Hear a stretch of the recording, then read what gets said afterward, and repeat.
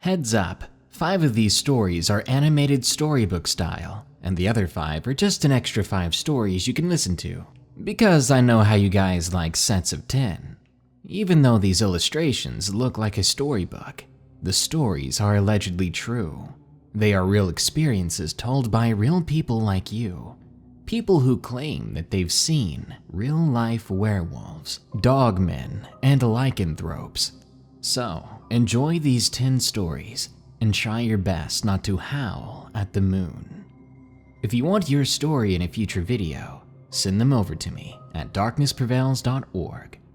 Thank you. Is That a Werewolf? By Yona. I live in Delhi, India. A couple of months ago, my best friend Varuna and I were sitting in our room studying for our upcoming finals. With only a couple of weeks left, we were extremely stressed and stayed up for hours that night to prepare. It was our college graduation exams, and we both were pursuing the same subject, living in the same apartment complex and going to the same college. I've known Varuna since we were kids. We met during our kindergarten years, so we were quite close. So it was a long night of preparation, and we were sitting in our living room studying. Our apartment was on the 5th floor, which faces a huge empty plot of land. The only trees present in that land are big coconut trees.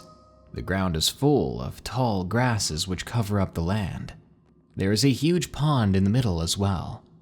When we first moved in, that piece of land was seriously spooky, as there were no houses, and there were tons of wild foxes that lived out there.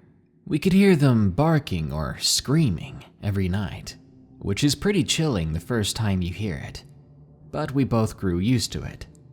To separate the land from our complex, there was a huge 6-foot wall which prevents the foxes from coming in.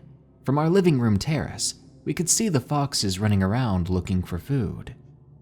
It was around 2:30 a.m. and Varuna and I were chugging coffee and quizzing each other, and the foxes started howling and barking.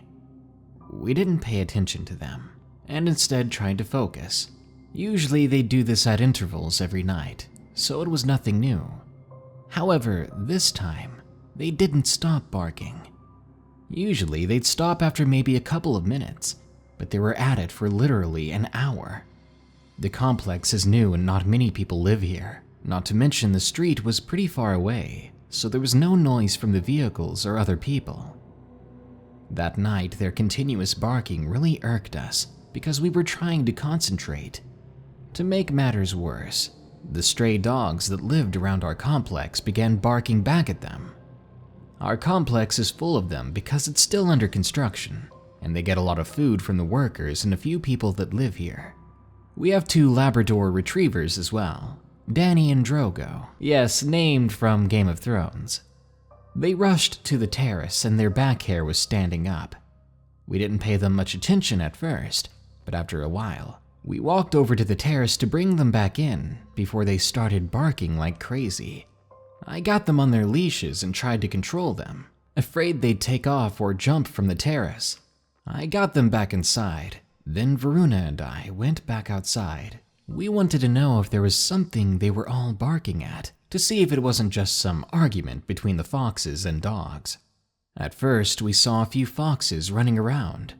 Then suddenly, we saw a massive figure standing up from the ground. Honestly, I thought it was a person at first, but then it stood up, and it appeared to be holding something in its mouth, something that I soon realized was the body of a fox. We stood there staring at it without making so much as a whimper. That's when our dogs decided to empty their lungs at this thing. The creature turned at us, glaring at us, and I could see it had a long snout, shabby rusty gray hair, and pointed ears. Its eyes held such a malicious gaze and looked almost silvery in color. It looked like it was breathing heavily and growling at the same time.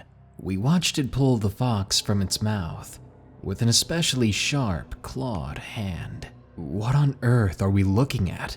Varuna basically screeched beside me. digging her nails into my arms and breaking me out of my shock. The beast turned, got down on the ground, and began running. We could see it going further away as it broke the grass and trampled on it, running at full speed. We were soon left standing there, staring into a now empty field. The dogs had stopped barking and were now nuzzling my leg, trying to get my attention. I noticed their tails had been tucked under their bodies. We went to the rooms and started closing the windows and pulling the curtains back. I've never been so scared in my life. Even though we saw the thing run away, we were sure it'd be back, especially with all the foxes in that field. We switched off the lights and sat on the sofa, not really speaking for a long time. We could still hear the distant barking and howling of the foxes, but they soon gave up as well. We fell asleep on the couch that night together and woke up quite late. Varuna was still shaken up by the experience and wanted to go investigate, but I didn't want to go out there, daylight or nighttime. What if that thing came back and we were there? We waited for 2 weeks to see if it would come back, but we never saw it again, and I can't be any more thankful for that. I Survived the Dogman by Unnamed Hunter.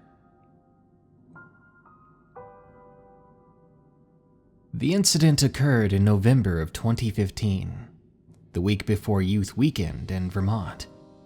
I went out alone with my hatchet, machete, and water. That's it. I thought myself a self-made survivalist, and I was either too young or too dumb to know any better. I didn't know how truly dangerous the wilderness could be. To set the scene for you, I was alone in 110 acres of woods. I stupidly chose to go to the thickest section. I walked out to an area of spruce trees that had a decent amount of deer activity, and once I got to the location, I got to work making my deer blind using deadfalls and spruce boughs. I was making a lot of noise with my hatchet, cutting logs to make the 3 walls to lean the spruce boughs on. That's when I thought I heard a stick snap behind me. I stopped and slowly turned to see what had made the sound. When I turned around, I saw that I was still alone, although I did notice that the woods around me had gone unnaturally quiet. I was too inexperienced to know that that was a bad sign. I went back to work, and the same snaps kept happening, moving around the side of me. That's when I heard a guttural growl, a snarl. I turned and saw huge dog-like legs with claws or nails that were at least 3 inches long. I looked up, trembling as I took in the sight. Not even 15 feet away from me was the largest dog or wolf-looking thing I'd ever seen. And what really disturbed me was the way it had a human expression upon its face, baring its teeth in a chilling-looking smile. I was dumbfounded. All I could think to do was keep my eyes on it and slowly back away. I did exactly that, and it did the same, mirroring my movement, but coming closer, not backing up like I was. It only stopped when I made it to the edge of the woods. I do not know why it didn't follow me out, why it didn't end me when it had the chance, because it easily could have at any moment. These days, I don't do my hunting or surviving out in those woods anymore, and if you go out in the woods yourself, I don't recommend you go unless you go well armed. Werewolf in the Barn by Skyler H. I lived in South Minnesota on a private property in farm country. The property was rather large and heavily wooded in most parts. There was also a small pond and steep stream bed. It was the beginning of November when I had my encounter with this monster. My wife and I had just finished cleaning up after our yearly Halloween party. We had invited the entire family out and set up a haunted trail that the younger people in the family could enjoy. It was 2 days after the party had happened, and it was about 8:50 p.m. We had finally finished storing all the decorations, and we also moved our 5 horses up to the main barn from their lockout pasture. We had put them down there so we could use the main pasture for the trail. The horses did not make it very easy, though. They bolted as soon as we opened their gate. This wasn't usually like them. We basically had to run the mile uphill to catch up. We set out fresh hay and locked them in, since there was going to be a hard freeze that night. I had just put dinner in and was enjoying some television when my phone got a text message in the kitchen. I lazily got to my feet when I heard the horses going crazy in the barn. I figured one of the farm dogs had gotten locked in with them. They do prefer to sleep on the hay instead of our carpet. I grabbed my spotlight and I walked out to the porch. Surprisingly, I found all my dogs there, all of them staring at the barn. I shined the light down into the lockout pasture and saw the horses all on one side of the corral. They were also staring at the open barn door. At that point, I was still assuming they had gotten spooked by something small, maybe a bat flying around or a tool falling off the wall. I yelled back to my wife, who was upstairs. "Something spooked the horses. I'm gonna go round them up. Can you help out?" It took her a minute to reply, saying that she'd be out in a few. I called for the dogs to come with me and started for the barn. I walked into the barn pasture, and the horses immediately trotted to crowd around me, almost pushing me over. I yelled and they backed off, giving me some space. My wife's mare, Cherry, kept rubbing her muzzle against me, eyes wide and terrified. I grabbed a nearby stool and brush and began to pat her backside, which is something she enjoyed, and I was trying to calm her down real quick. And that's when I noticed the 4 long parallel slashes going down her leg. I immediately thought there was a bear, and I shone the light into the barn. Besides a few tools and some buckets thrown around, there was nothing. I figured if there was a bear, it had smelled some of the garbage left in the upper level from the party.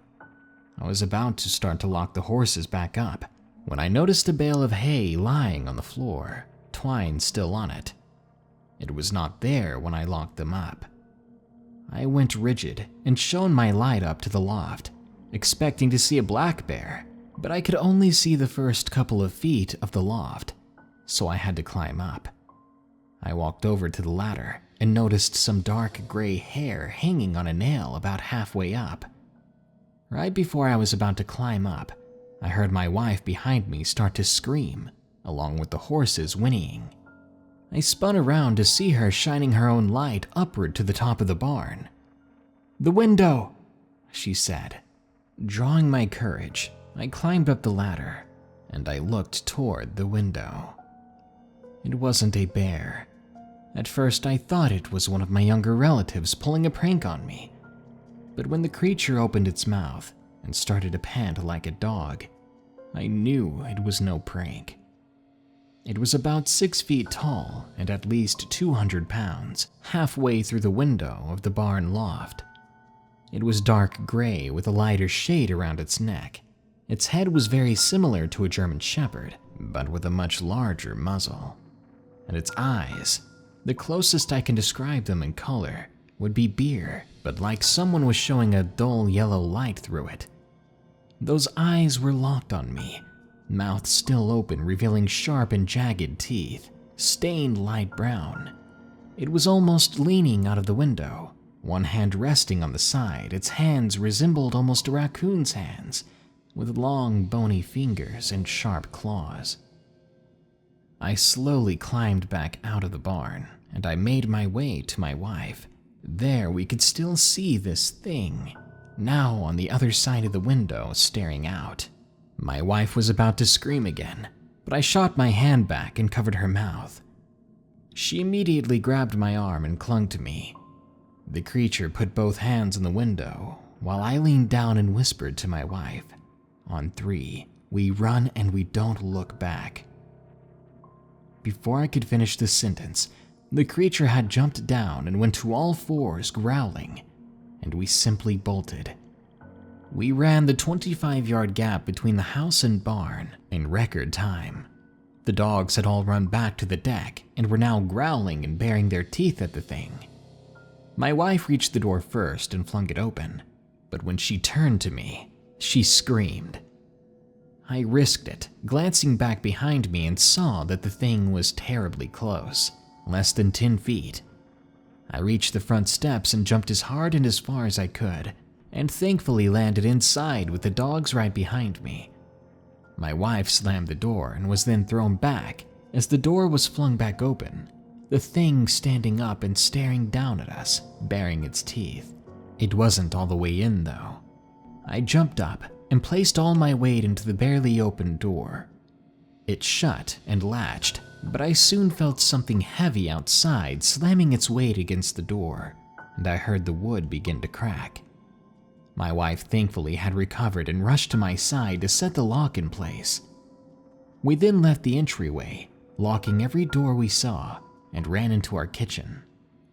The only window there was a small one above the sink, which we hid under, hopefully out of sight of the thing. We huddled there for 3 hours, waiting and listening.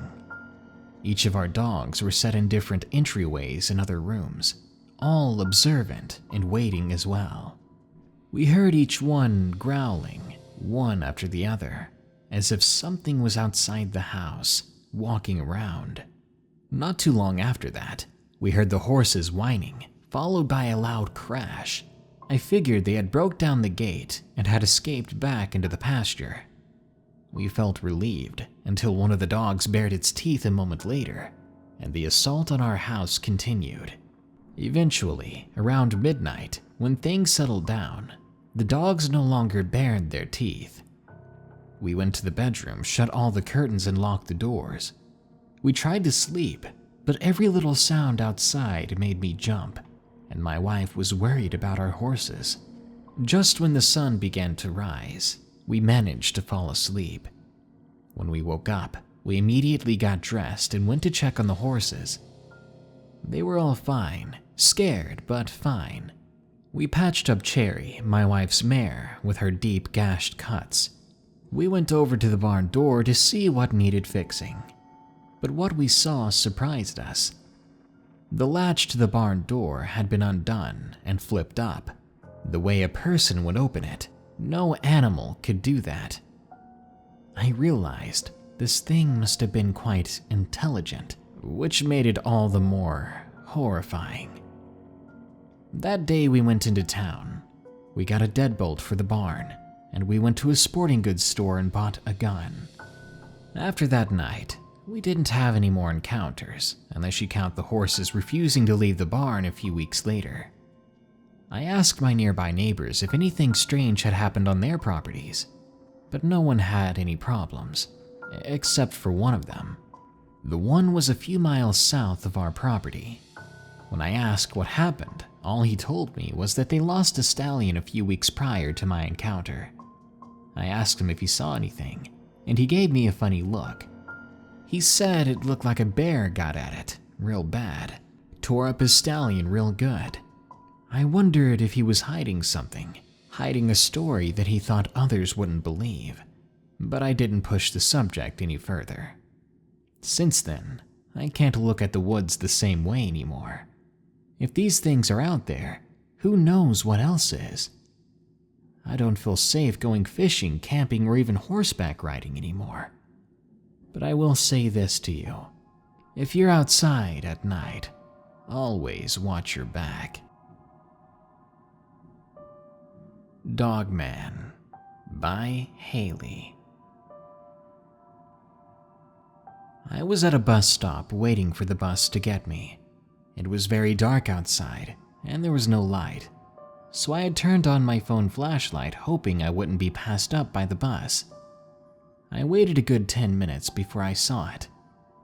I began waving my light in the direction of the driver, hoping they would see me, but they did not, and I ended up getting passed by. Knowing that my house was about a mile or two down the road, I started to run down the road, and as I was running, I heard something that made me pause only for a moment. A screaming howl. Not like any wolf or dog I'd ever heard. It was terribly close, too. My heart started beating faster than it ever had before, and I was running with tears coming down my face, but I had no intention of stopping. The road I was running down was lined with thick trees on each side. My panicking anxiety made it seem like the trees were closing in on me, but I knew they weren't, and I tried to remain calm. The screaming howl came again, and it was getting closer. I wasn't sure if I was running to it, or if I was being chased by something. Once I had reached the house, it looked like nobody was home. My parents do not keep the front door unlocked, so I had to run around to the back, but I could not get into that door either. My heart was pounding. All I could do was wait, and prayed that the howling would stop. Soon, I heard my parents arrive home, and I ran to the front door. I found them in the living room. They'd brought home some food, and they had started eating. I interrupted them, explained the noise that I had heard, and I was wondering if they'd seen anything on their way here. They both looked at me confused, and my dad said they hadn't seen anything, but I was welcome to check the front yard. I was standing on the front porch, too anxious to eat. I was scared, but also extremely curious. Whatever was out there, whatever I had heard, I wanted to see it. It was like I couldn't feel better about the situation unless I did see the thing. And as I stood there waiting for any movement in the dark, I saw what appeared to be a person walking toward our house, but as it got closer, I saw how far from human it was. It had very long, tall, thick legs, extremely long, sinewy arms that hung down to its knees. Its shoulders were hunched over, and the closer it got, the faster its speed picked up. When it was all too close, I turned and ran inside. I sat down quickly by my mom, getting close to her side. I felt like I couldn't breathe. I was panicking so much. As she was trying to comfort me, we began to hear scratching along the walls of the house, like it was coming from the back end. When I stood up to look out the window behind my dad, I saw two of the same figures walking around the house. My family went quiet for a while, until the scratching went away, and I could no longer see the silhouettes walking around outside. I remember my dad saying, Did you see how big those were?" To this day, he believes that they were just dogs or maybe bears, but I'd seen one up close, and I'd have to disagree about that. My family is planning on moving into a more secluded area near a lake, and I can't help but feel a bit nervous about living even deeper in the wilderness. The Summer Monster by Jared. I lived in mid-Michigan, not the ghettos part, although I do live very close to a few hotspots. No, I live in a more rural part, the part of Michigan that's flat farmland with large patches of forest, where the DNR is constantly receiving stories of weird animals. The latest is an out-of-place big cat, or cats I should say, jaguars and panthers. But that's not what I'm here to talk about, even though I wish it was. It began around the mid-90s. It was a warm summer when I began to see something stalking the roads and forests. My first encounter was in 5th grade. Before then, I was always really sick as a kid, so I was never outside too often. As I got older and stronger, I began faring much easier with the outside world. On my parents' property, we have tons of feral cats, close to a dozen on average, and of course they all have kittens pretty much. At the time, I had a big collie named Barney, who has sadly since passed away. Barney absolutely loved to cuddle the kittens regardless of their age, meaning the kittens would go into shock being stolen from their mom by this giant ball of love. We'd have to go outside and take the kittens from the poor dog and give them back to their moms, which was usually pretty easy. But not that summer. On that day, it had happened again. I went outside our house and began to look for the cats. I got around to the back of the place by our barn, and around 100 feet or so I could hear what sounded like snapping. Not like twigs snapping, but corn stalks. I looked up past our barn to the field by my house and saw this huge black shadow, clearly heavily covered in matted fur, tearing through the field towards me. I was frozen. I've never seen this before. I mean, I've watched spooky shows and even been into cryptozoology my whole life, but nothing prepares you for something like this. Once the fear kicked in and I decided to make a break for it, I ran full speed back to the house. By the time I got inside, my parents were terrified. They knew I'd seen something, and they began to console me.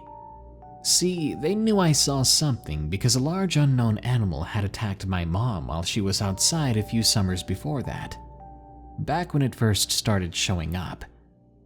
She said she had run inside after feeling a very bad feeling, only to suddenly have a giant animal trying to break in through our front door.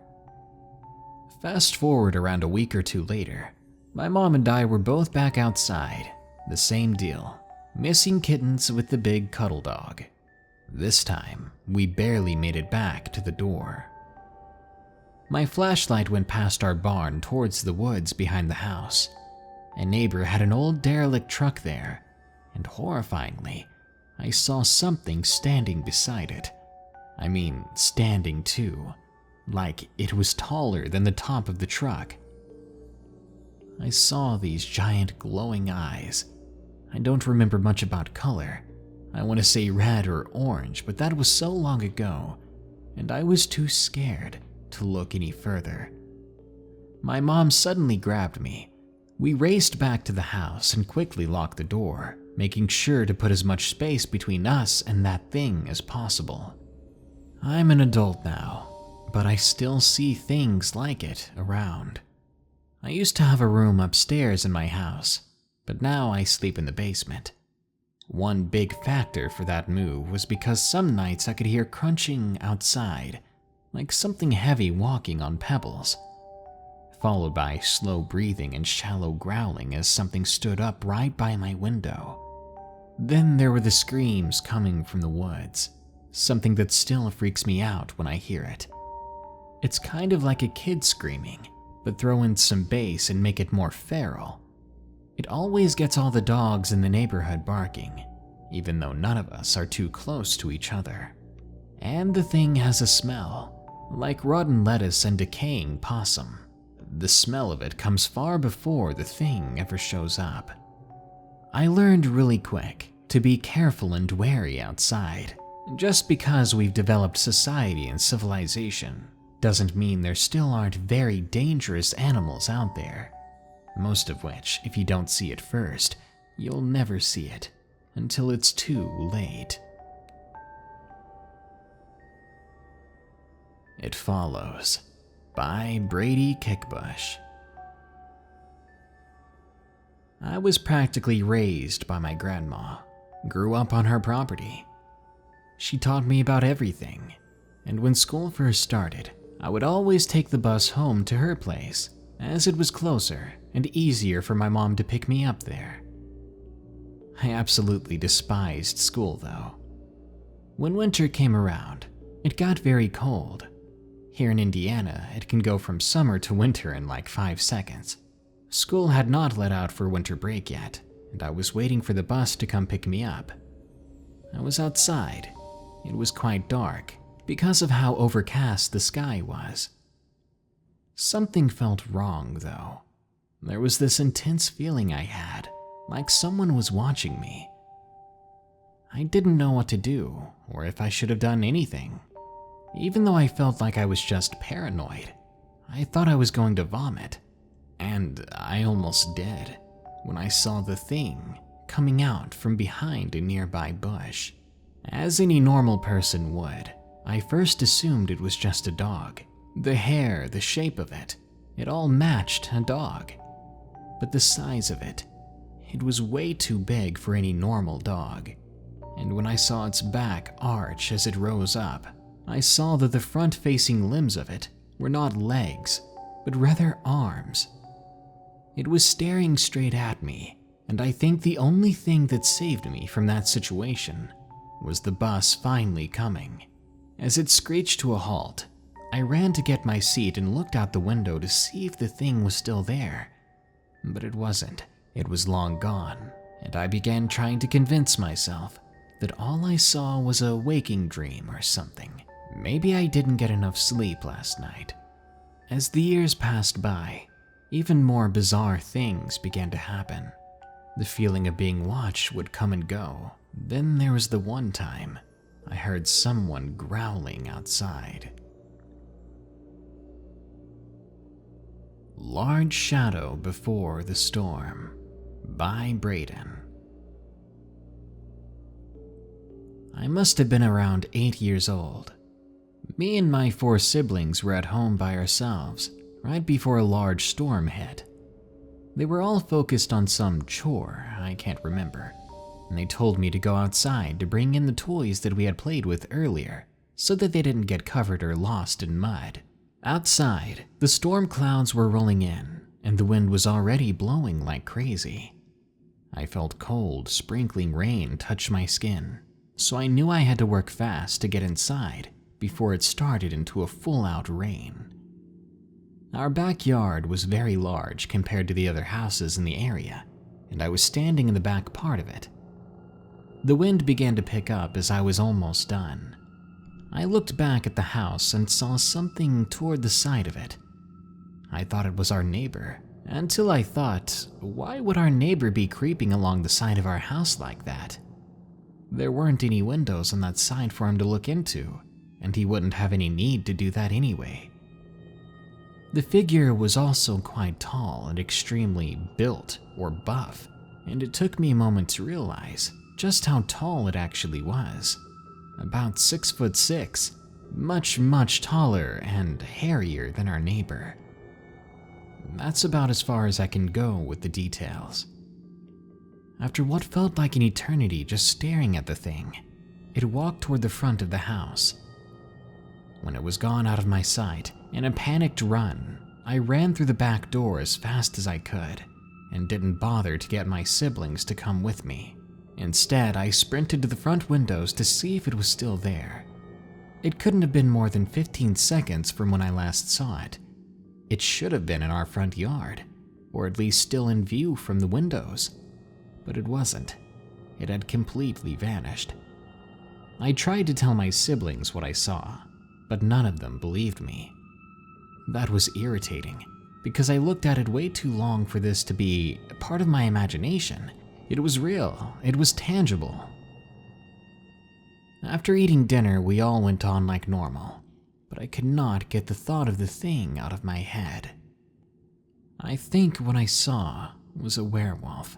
It was too human-looking, too large, to be the neighbor or the neighbor's dog, and I think if I had gone outside any sooner, I would have seen it face to face. The Wolf with No Tail by Eddie McCall. My story starts off pretty tragic. I was with my boyfriend. I was trying to console him, as he had recently got the news that his grandparents had passed away in a car crash. He wanted to go outside into the woods, something that always helped to clear his mind, and he asked me if I could join him. Of course, I didn't mind. I do really love our local woods, the birds chirping, the leaves whirling in the wind. So we let our families know where we were going. The walk from our houses there was around 20 minutes. We reached a camping area at around 8 p.m. It was still nice and bright because it was summer. When it was dark, we ate some homemade sandwiches and went into our tent to get some rest. We wanted to get some shut-eye early, so we could wake up early and go on a nice morning walk. At around 2 a.m., Adam woke me up saying that he heard something outside the tent. He was hearing a growl, but me being more skeptical about stuff, I told him it was most likely a raccoon or something. I think he believed me at first, and we laid back down. A little while later, he woke me up again, so we both went outside to check what the growling was, and that was the moment that will haunt me forever. There was this large wolf with red-looking eyes, and it had flat teeth like a person and no tail at all. The two of us backed back up into the tent, terrified, having no idea what we just saw. After about an hour, we heard footsteps walking away from our campsite, and Adam suddenly told me to pack up everything as quickly and quietly as possible. We made our way out of those woods, regretting ever going in them. It was definitely the strangest thing we've ever seen. My Encounters with the Beast of Bray Road by Ethan C. from the YouTube channel Backyard Biologist. My first sighting was 4 years ago. I was walking down my road when my neighbor's dog got loose. The dog started circling me, with the intent to attack at some point, I'm sure. I had my pocket knife ready for whatever was about to happen. Around that time, I heard some rustling sounds coming from the woods 10 yards away from me. As I looked to my left, I saw this huge wolf-like creature walking away. My neighbor's dog, more curious than afraid, followed the noise. I turned around and took the moment to run back to my house. On the second encounter last year, it was very dark out and I was jumping on my trampoline. My mother had recently called me in and I was wrapping things up when I noticed something running up and down the tree line. A few seconds later, whatever it was stopped in its tracks and looked at me. By then I had stopped jumping and was just staring at this thing. The size and stature of it was astonishing. It was at least 2.5 times the size of an ordinary dog, though it was still the shape of one. I was so paralyzed with fear, we must have stared at each other for a solid minute. That's when I had the courage to get up and run inside as fast as I could. It took me quite a long time to get the courage to go back outside at night again, but even then, I'm quite cautious of the woods. Amazon by Joey. It was 2:30 p.m. and it was time for my shift. I work from 3 to 11 at one of Amazon's warehouses. I work with a guy named Jack, your average hardworking guy, and we like to stick together during our shifts whenever we can. The day went by pretty fast, and I was surprised. Things don't usually go that smoothly at the warehouse. By 10 p.m., I had to go mop up the bathrooms and Jack did the shelving area. Then we'd check everything and go. I was finishing the last stall when Jack called me over to him. He said, "Did you hear that?" I replied with, "What do you mean, man?" "That growl and thud sound." It was all silent to me, but was suddenly broken by a quick snarl and growling sound together, followed by extremely heavy footsteps coming from just outside the walls of the building. Our shifts were over, but we were hesitant to leave after that, not wanting to step a foot outside of the warehouse. Eventually we did, and we were walking over to his car. We heard the footsteps coming again, and before we started to freak out, I glanced in the direction of the sound, and what I saw gave me the most jaw-dropping, wide-eyed moment. Standing on literally 2 hind legs, towering over me, was an estimated 7-foot monster, something with the shape of both a man and a wolf. Jack and I basically dove right into his car and drove out of there. The sight still haunts me to this day, and none of our other coworkers believe us, and we're just left here praying we never see it again.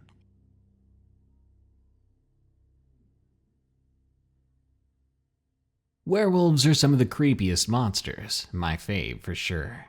Could you imagine seeing something like that out in the woods? You definitely wouldn't be able to outrun it, overpower it, and outsmarting it isn't really in the picture in most cases. So if you ever see a werewolf in your life, I would just play dead, because you're about to be for real dead. Good night. Be sure to like, share, comment, and subscribe if you enjoyed the video. Don't forget, you can send me your scary stories at darknessprevails.org. If you want to support my channel further, go to patreon.com/darknessprevails and donate any amount to get your name in the credits at the end of the video. Or you could try going to morbidmonsters.com or clicking the shop button below and get yourself some creepy cool merchandise. Thank you. Now, here are my 5 favorite early comments from the previous video about 10 creepy confessions from nurses. Savage B14 says, I just got back from the hospital and sprained my ankle. I hope you're feeling better, and I hope my videos are helping the time go by. Apocalyptic Nightmare says, I swear when I saw the notification I thought it said horses. Well, considering that one horse story from this video, we could probably do some creepy horse confessions too. Crazy Peach says, creepy boyfriend stories. We could probably get an entire script just by asking my wife. She married me after all. Bad Vibes Storytelling says, dabbing bread under her folds? What the F? Yeah, I'm never going to look at Olive Garden's breadsticks the same way after that one.